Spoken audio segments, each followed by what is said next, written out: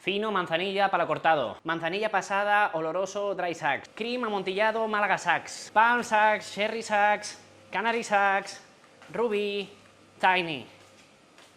Y ya estaríamos, creo. Hoy quiero hablaros de los vinos encabezados, también conocidos como los vinos fortificados o vinos generosos, unos vinos exclusivos del sudoeste de la península ibérica.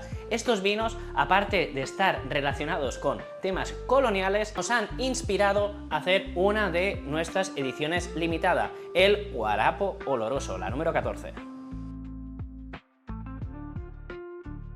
Los vinos encabezados tienen una historia rica y compleja. Realmente estos vinos ya se empezaron a hacer a partir del siglo X, cuando los cristianos empezaron a incorporar la destilación para conservar mejor sus vinos y que no se avinagraran. Sobre todo estos vinos tuvieron gran peso durante la colonización. ¿Por qué? Porque era la única manera de poder transportar ese vino y hacer que llegaran a puerto sanos y salvos y que no se avinagraran. Las bebidas coloniales, las bebidas autóctonas de las distintas regiones, pues no satisfacían al consumidor europeo.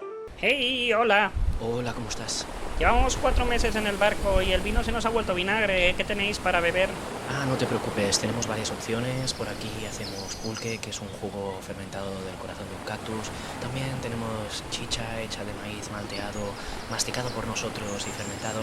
Y si te animas a probar algo distinto, tenemos masato, una bebida fermentada a base de tubérculos masticados y escupidos por los más sabios del pueblo para generar alcohol después. Puto asco, bro. Entiendo que estas bebidas puedan parecerte extrañas, pero cada cultura tiene una manera de aprovechar lo que la naturaleza les ofrece.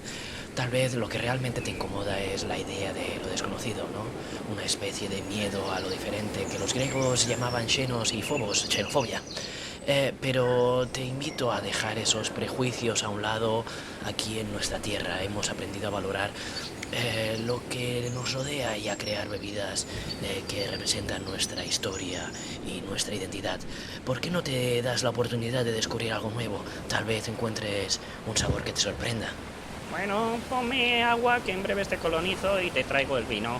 Con la colonización América, primero por españoles y portugueses y más tarde por británicos cuando se expanden por toda la parte asiática, realmente empiezan a añadir alcohol al vino. ¿Por qué? Porque evitaban que unas bacterias llamadas Acetobacter convirtieran ese vino en vinagre, con X graduación alcohólica que solo la podían obtener añadiendo alcohol, exceptuando algunas regiones de Andalucía donde hacía mucho sol y maduraba mucho la uva, y así nacieron algunos de los vinos más icónicos, denominados sax, donde los envejecían en las ciudades.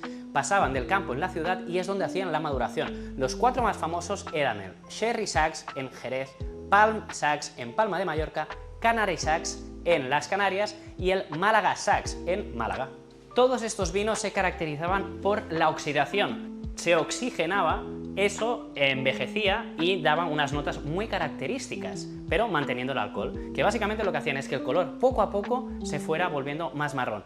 En gusto tenían notas muy maderosas, que no era tanto por la madera, sino por la propia oxidación. A esto se le llamó crianza oxidativa. Con los años en Andalucía aprendieron otro método de envejecimiento que se hizo muy popular, que era la crianza biológica. Realmente era una contaminación de ese vino que no se había encabezado suficiente y empezaba a crecer poco a poco una capa de un polvo extraño que denominaron veloflor. Ese veloflor es una simbiosis de distintos Saccharomyces cerevisiae muy extraños que necesitan oxígeno para crecer, que normalmente es justo lo contrario de cómo crecen generalmente estos Saccharomyces. Todos los restos del vino, de glicerinas, de cosas que estaban a medio camino del alcohol, se lo comían, lo descomponían, comían parte de levaduras muertas que quedaban abajo y todo eso daba un vino blanco muy clarito, pero muy seco en boca.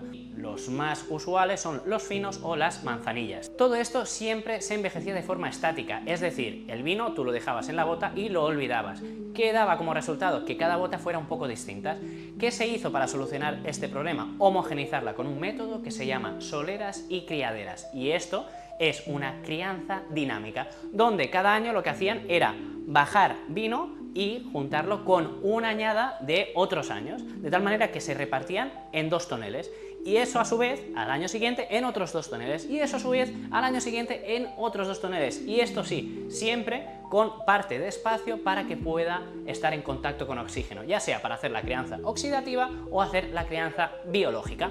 Este cúmulo de técnicas desembocaron a los vinos que hoy conocemos como manzanilla, palo cortado, oloroso, siendo todo lo que es crianza biológica, manzanillas y finos, y olorosos lo que es crianza oxidativa. Luego, entre medio, hay como un poco unos híbridos, por ejemplo el amontillado o un palo cortado, donde hay un proceso oxidativo en contacto y hay otro proceso biológico, y eso añade aún mucha más complejidad. A todo esto hay que sumarle que muchas veces estos vinos se mezclaban en puerto con otros vinos dulces, cuando lo compraban sobre todo los británicos, y a esto es lo que se llamaban abocados, donde se le podían un poco de vino dulce, un Pedro Ximénez o Moscatel, para endulzar, y aquí nacen una nueva tipología enorme de tipos de vinos. Vale, pequeño break. Primero de todo, suscribíos. Segundo, en el libro Fermentar, justo dedicamos un par de páginas a estos tipos de vinos, donde hablamos de, bueno, pues eso, desde los vinos tradicionales andaluces, todos un poco los que hay, los abocados, y después también los vinos que hay en Oporto y Madeira, que también son igual de impresionantes. Sigamos. Pero lo más curioso de todo esto es que si nos fijamos dónde hacen siempre los vinos encabezados es en el sudoeste de Europa, siempre en ciudades portuarias. ¿Por qué? Por temas puramente coloniales. Es decir, los distintos europeos no iban a entrar dentro del Mediterráneo a coger vino para sus distintas colonias. Lo más fácil era simplemente, mientras bajaban para ir al principio a América o después en Asia, lo que hacían básicamente era pasar por estas ciudades portuarias. Si nos fijamos, están en el sudoeste de Europa. ¿Por qué no hay vinos encabezados en Grecia, Italia, en otros tipos de países vinícolas? Pues simplemente por esta razón puramente colonial. Es más, de los vinos tradicionales andaluces, aún el 40% de los compradores son británicos, porque realmente se han hecho esos vinos suyos. Este tipo de crianza es que se ha hecho con el vino, la biológica, la oxidativa, de forma estática, dinámica. La gracia de todo esto es que lo puedes hacer con otro tipo de bebida y los resultados son increíbles. Entonces, lo que intentamos nosotros es coger este know-how de las culturas andaluzas intentando transportar vino, vendiéndoselo a los ingleses, a los distintos colonos que pasaban por ahí, y hacerlo con otro tipo de bebida. Y de ahí surgió la número 14, el guarapo oloroso. ¿Por qué hemos hecho un guarapo oloroso y en otro tipo de bebida? Pues básicamente porque el discurso a defender del guarapo nos va genial. El vino y la cerveza fue comiéndose poco a poco el resto de bebidas, y esta bebida, que tiene una larga historia, realmente está en vía de desaparición, por no decir que está casi extinta. El azúcar viene de Guinea, de Papúa Nueva Guinea, y se va expandiendo por toda la parte de Filipinas, en todas las islas de por ahí, hasta llegar a la India. En la India, con todo el auge musulmán, lo exportan a Andalucía, y allí empiezan las primeras plantaciones de caña de azúcar en Europa. Hasta entonces aquí en Europa casi no se consumía. Fue en la Edad Media cuando se empieza realmente a consumir y como un condimento. De allí pasa a las Canarias, donde hay diferentes plantaciones de azúcar, que por eso hay algunos rones canarios, y de allí pasa a toda la parte del Caribe, donde por razones económicas se empieza a cultivar allí con todo el tema de esclavitud. La palabra guarapo viene de las Canarias, era una palabra guanche de la gente que vivía allí antes de que los españoles fueran a las Canarias, que el guarapo era la bebida alcohólica fermentada que hacían a partir de palmeras. De tal manera que el discurso estaba muy claro: si los vinos de Jerez habían podido sobrevivir, hay un multiverso que realmente aún se ha seguido cultivando plantaciones de caña de azúcar en Andalucía y han hecho este tipo de bebidas por temas coloniales y de expansión. De tal manera que el guarapo oloroso se podría haber dado, igual que se podría haber dado otro tipo de bebidas. Esto de aquí es un guarapo, agua y azúcar fermentado alcohólicamente, y lo hemos dejado que acabe la fermentación a 12 grados y que tenga un poco de azúcar residual. Entonces esto lo que vamos a hacer es encabezarlo con un aguardiente de caña, graduación de entre 15 y 17 grados, para luego envejecerlo de forma porosa en barricas. Este es el resultado. Tiene un color aún un poquito claro, aunque se nota un poco ya un color más ámbar, más bronce. En este caso solo tiene 6 meses, ¿vale? El guarapo oloroso nuestro lo hemos mantenido durante 4 años haciendo soleras y criaderas. Pues bueno, vamos a probar el guarapo oloroso. Si veis, el color es oscurito, es un color precioso, caramelo. Y es eso, aquí hemos dejado bastantes notas de azúcar residual, no lo hemos dejado seco, precisamente también para que sea más agradable.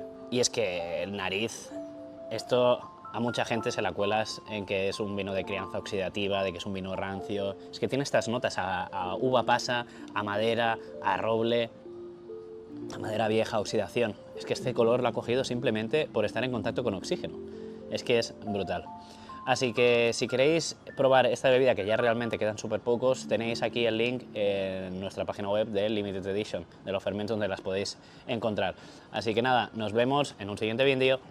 Si quieres alcohol, dale azúcar.